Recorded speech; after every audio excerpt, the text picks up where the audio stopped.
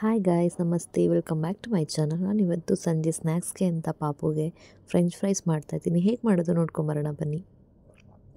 First ನಾನು ಆಲೂಗೆಡ್ಡೆನ ಸಿಪ್ಪೆ ಎಲ್ಲ ತೆಗೆದುಬಿಟ್ಟು ಈ ಥರ ಕಟ್ ಮಾಡ್ಕೊಂಡಿದ್ದೀನಿ.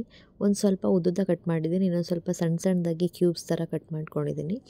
ಯಾಕೆ ಅಂತಂದರೆ ಇದು ಉದ್ದುದ್ದು ಅವನಿಗೆ ಕೈ ಕೊಟ್ಟರೆ ಅವನೇ ಇಟ್ಕೊಂಡು ತಿನ್ನಲಿ ಅಂತ, ಅಭ್ಯಾಸವಾಗಲಿ ಅಂತ ಒಂದಷ್ಟು ಆ ಥರ ಕಟ್ ಮಾಡ್ಕೊಂಡಿದ್ದೆ. ಈಗ ಒಂದು ಪಾತ್ರೆಗೆ ನಾನು ತುಪ್ಪ ಹಾಕ್ಕೊತಾ ಇದ್ದೀನಿ. ತುಪ್ಪ ಎಲ್ಲ ಸ್ವಲ್ಪ ಕಾದ ನಂತರ ಈ ಥರ ಎಲ್ಲ ಪೀಸಸ್ನು ನಾನು ಹಾಕ್ಬಿಟ್ಟು ಫ್ರೈ ಮಾಡ್ಕೊತೀನಿ.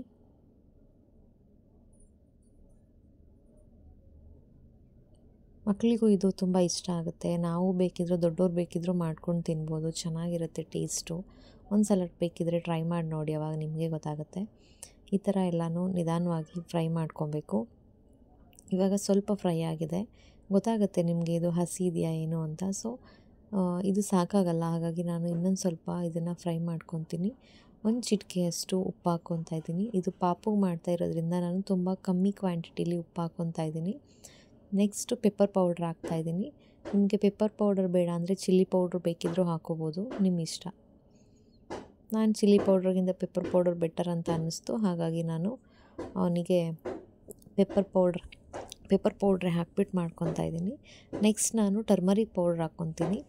ಇದು ಕಲರ್ ಕೊಡುತ್ತೆ, ಜೊತೆಗೆ ಆ್ಯಂಟಿಬಯೋಟಿಕ್ ಕೂಡ ಹೆಲ್ತ್ಗೂ ಒಳ್ಳೆಯದಾಗುತ್ತೆ ಅಂತ ಹೇಳ್ಬಿಟ್ಟು ನಾನು ಸ್ವಲ್ಪ ಅರಿಶಿನ ಪುಡಿನೂ ಹಾಕ್ಕೊಂಡಿದ್ದೀನಿ. ನಾನು ಇಂಗು ಕೂಡ ಹಾಕಿದೆ, ಬಟ್ ನಾನು ಅದನ್ನು ವೀಡಿಯೋ ಮಾಡೋದು ಮರೆತೆ.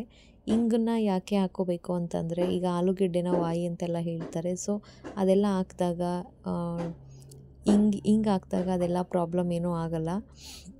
ಸೊ ಒಂದು ಚಿಟಿಕೆಯಷ್ಟು ಇಂಗನ್ನು ಬೇಕಿದ್ದರೂ ಮಿಕ್ಸ್ ಮಾಡ್ಕೊಳ್ಳಿ. ಸೊ ಇಷ್ಟ ಆದರೆ ಫ್ರೆಂಚ್ ಫ್ರೈಸ್ ರೆಡಿ ಇದೆ.